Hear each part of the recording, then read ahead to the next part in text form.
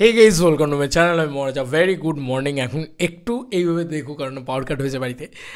মর্নিংটা very good কেন? কারণ দেবদা মেগাস্টার, নিজেকে নিজে মেগাস্টার বলার ক্ষেত্রে কি মনে করেন এবং এই যে তাকে মেগাস্টার ট্যাগটা দেওয়া হয়েছে সেটা কিভাবে এসছে, তার একটা খুব সুন্দর ইন্টারভিউ কালকে বেরিয়েছে সিটিজেন আমার পক্ষ থেকে, দেবদার পক্ষ থেকে। তো দেবদা ওখানে দারুণ দারুণ কিছু কথা বলেছে।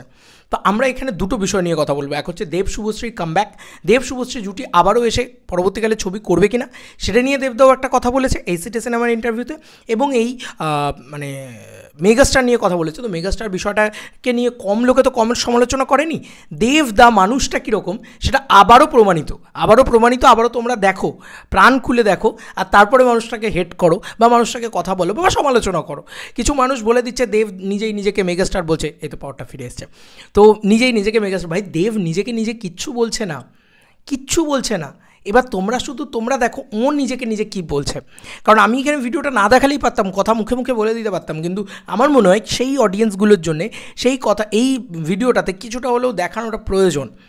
ঠিক আছে, দেবদার নিজেকে নিজে কী বলছে। আগে মেগাস্টারের কথা বলি, তারপরে দেব শুভশ্রী জুটির কথা বলবো, কারণ এটা আমার জন্য খুব মানে বেশি ইম্পর্টেন্ট দেবদা কী বলেছেন মেগাস্টার নিয়ে। অতটা টাইম পাইনি এখন, কিন্তু সুপারস্টারের থেকেও বেশি দেবের আগে মেগাস্টারটা আসছে। তো তুমি এই তকমা বা এই ট্যাগটাকে কিভাবে দেখছো? I hate this thing. মানে আমার প্রোডাকশনে কতবার আমার ছেলেগুলো লাগিয়েছিল, কতবার ঝাড় খেয়েছিল না দাদা। আমার ইনফ্যাক্ট এটাও বলি তোমাদেরকে, সকাল থেকে বলছি, বলে মুখস্থ হয়ে গেছে একই লাইন, প্রত্যেক কথা চ্যানেলে শুনতে পাবে। তো আমি লন্ডনে শুট করছিলাম যখন প্রজাপতি 2 এর, তো অহনা যে এসবিএফ এর যে মার্কেটিং প্রডিউসারই হলো মালকিনো, তো সে আমাকে টিজারটা পাঠায়, প্রি টিজারটা, বলে দাদা কি কি কালেকশন আছে একটু চেক করে নাও। তো 2-3টা অবজারভেশন ছিল, সবচেয়ে বড় অবজারভেশন ছিল এখানে সুপারস্টার দেব লেখা আছে বড় করে। আমি বললো এই শুন, আমি আমার নামের সময় সুপারস্টার লাগাইনি, ওইটাকে বাদ দিয়ে আর একটা দুটো শর্ট আমার যেটা মনে হচ্ছিল সেটা ওকে কারেকশনের জন্য বললাম। তারপর শ্রীকান্তার সাথে এমনি ফোনে কথা হচ্ছিল, কারণ শ্রীকান্তা একটা গান আমাদের ছবিটার মধ্যে আছে, সেই গানটা টিজারের মধ্যে দিতে চাইছিলাম। বললাম গানটা দিও না, গানটা নষ্ট করে দিও, নষ্ট হয়ে যাবে, আমি তোমাকে ভালো বিজিএম করে দিচ্ছি। তাহলে স্পোক টু রথি কন্ডাক্ট করে আমরা একটা যা হয়। এবারে কারেকশনে আবার এসছে আমার কাছে, এবারে বললো যে তুমি যা বলেছো সব অ্যাপ্রুভ হয়ে গেছে, শুধু একটা অ্যাপ্রুভ হয়নি। কি অ্যাপ্রুভ হয়নি? তুমি দেখো, দেখে বুঝতে পারবে। দেখলাম মেগাস্টার করে দিয়েছে, মেগাস্টার দেব করে পাঠিয়েছে। আমি আবার ফোন করলাম, এখানে শ্রীকান্তা বলেছে আমি এর মধ্যে ঢুকবো না, তুমি শ্রীকান্তার সাথে কি কথা বলো। শ্রীকান্তা বলেছে দেবের সাথে আর সুপারস্টার যায় না, দেব ঠিকই বলেছে।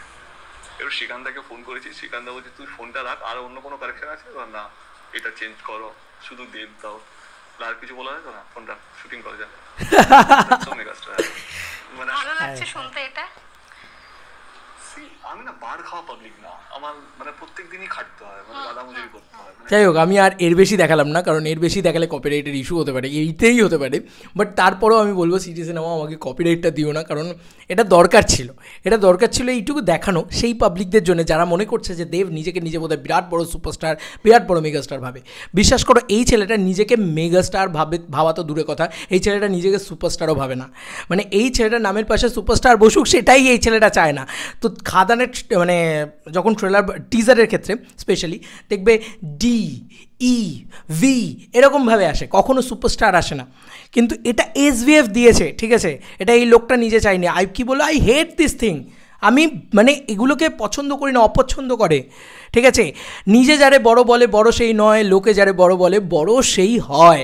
তো এখানেই একটা জিনিস বুঝতে হবে যে পাবলিক, জনতা ওনাকে মেগাস্টার বলছে, আমাদের এই বাংলার পাবলিক ওনাকে মেগাস্টার বলছে, এখানকার প্রডিউসাররাও ওনাকে মেগাস্টার বলছে, এখানকার ইন্ডাস্ট্রির বিভিন্ন ডিরেক্টররাও ওনাকে মেগাস্টার বলছে। বাইরে থেকে বসে অনেকেই অনেক কথা বলতে পারে, কিন্তু তারা জানেই না সত্যিটা। আরে সত্যিটা জানো, দেব কি নিজেকে মেগাস্টার বলেছে? কেউ বলে কোনো দিন চলো ভাই আমি ফার্স্ট বয়, এই কথাটা কেউ বলে কোনো দিন? হ্যাঁ, আমি জানি যে সে সবথেকে বেশি রেকর্ড ক্রিয়েট করেছে, সে এই মেগাস্টার শব্দটার ট্যাগটার সঙ্গে অধিকারী, ঠিক আছে। সে দীপক অধিকারী, সে এই মেগাস্টার ট্যাগেরও অধিকারী, কারণ তাকে জনতা দিয়েছে, এটা প্রডিউসাররা দিয়েছে, এটা শ্রীকান্ত মোহতা তাকে তৈরি করেছে, এটা তো মানতে হবে। সেই ছোট্ট বয়স থেকে দেবদাকে তৈরি করেছে শ্রীকান্ত মোহতা সেই প্রডিউসার হিসেবে। তো শ্রীকান্ত মোহতা জানে যে দেবের সাথে আর মানে সুপারস্টার ট্যাগটা যায় না, দেবের সাথে মেগাস্টার ট্যাগটা যায়, তো তার মনে হয়েছে তাই সে দিয়েছে। আরে এসবিএফটা তো সে চালায়, সে তো এই জিনিসপত্র সে তো হেড করে, সে মেগাস্টার ফেগাস্টার বলতে সে সুপারস্টারই যে নিজে বলতে চায় না, সে যে নিজেকে এখনও বলে যে আমি অভিনয় শিখছি, সে এখনও বলে আমি অভিনয় শিখছি, একটারও বলে না নিজেকে বিরাট বড়, ঠিক আছে? এইটা হচ্ছে দেবদা ভাই। এই মানসিকতা, এই ভালো মানুষটার জন্য আমার প্রচণ্ড ভালো লাগে, দিলসে ভালো লাগে যে হ্যাঁ ভাই সত্যি কিছু বলেছে, সত্যি কিছু করেছে। মানে এটা একটা আলাদা অমোঘ পাওনা গো যে আমরা এত ভালো মানুষটাকে আমাদের ইন্ডাস্ট্রিতে পেয়েছি। সুপারস্টার মেগাস্টার এগুলো না, এগুলোর ঊর্ধ্বে চলে গেছে। দেবদা বলছে এগুলো একটা মিথ, এগুলো একটা কথা, এগুলো সব স্টাক করে যাবে, দিনের শেষে কাজ থেকে যাবে। তো এটাই তো কথা, এটা মানুষটাকে কতটা ভালো, মানে কত ভালো মানুষ। আজকে দেবদা বলেন যে আমাদের ইন্ডাস্ট্রিতে একটাই সুপারস্টার জিদ্দা, এরকম ধরনের কথা বলেন, ইয়েস বলেন। তিনি কি করে বলেন আমি জানি না, মানে আমি সত্যি বলছি, মানে কত বড় মন থাকলে এটা বলেন।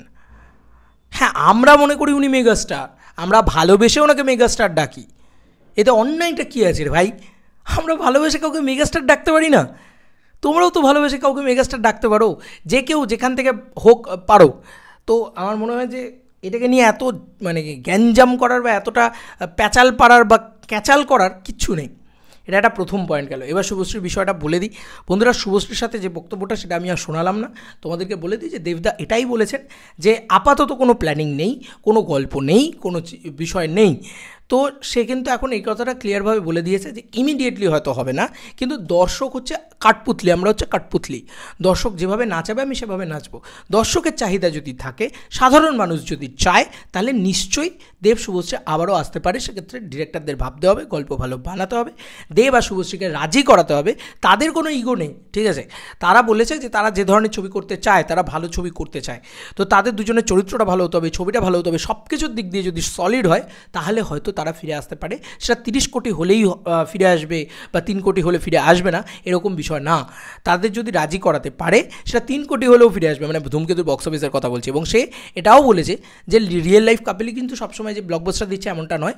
কতটা প্র্যাকটিক্যাল একটা পার্সন, এতটা খরচ করে সে একটা গোটা সেট ফেট বানিয়ে পুরো একটা ইন্টারভিউ হচ্ছে সেখানে, সে চাইলেই ভালো বলে যেতে পারতো। সে কিন্তু অনেস্টলি কথাগুলো বলে গেল যে ভাই ধূমকেতু যদি চলে তো হ্যাঁ, যদি না চলে দর্শক জনতা যেটা চাইবে, ঠিক আছে? জনতা যদি বলে যে হ্যাঁ এই জুটিকে দেখতে চাই, তাহলে আবার আমরা ফিরে আসবো। জনতার জন্য আমাদের ফিরে আসতেই হবে। তো প্লিজ দেবদা, জনতা সারা বছর ধরে একটাই কথা বলে যাচ্ছে দেব আর জিৎকে একসাথে চাই, প্লিজ সেটা এনো আবারও। আর দেব শুভশ্রীও ফিরবে আমার মনে হয়, কারণ জনতা এত পরিমাণে চাইবে, এত পরিমাণে বক্স অফিসে ব্লকবাস্টার হবে, এত পরিমাণে লোকে মানে হল ভিজিট যখন যাবে দেবদাকে কানের মাথা খেয়ে নেবে যে শুভশ্রীকে আবার চাই বা শুভশ্রী আবার চাই। এবং দুজনের প্রতি যে রেসপেক্টটা, এটা আমার খুব ভালো লাগছে, খুব ম্যাচিওরিটি লাগছে দুজনকে, যে হ্যাঁ ভাই খুব ম্যাচিওর কথা বলছে দেবদা। এটা আমার খুব ইন্টারেস্টিং লাগছে। তো দুজনে ফিরেও আসবে হয়তো ইন ফিউচার, দেখা যাক, সেটা সময় বলবে। তোমাদের কার কী মতামত এন্টায়ার ভিডিওটাকে নিয়ে জানিও কমেন্ট সেকশনে। চলো বন্ধুরা, নতুন কোনো ভিডিওতে দেখা হবে, বাই।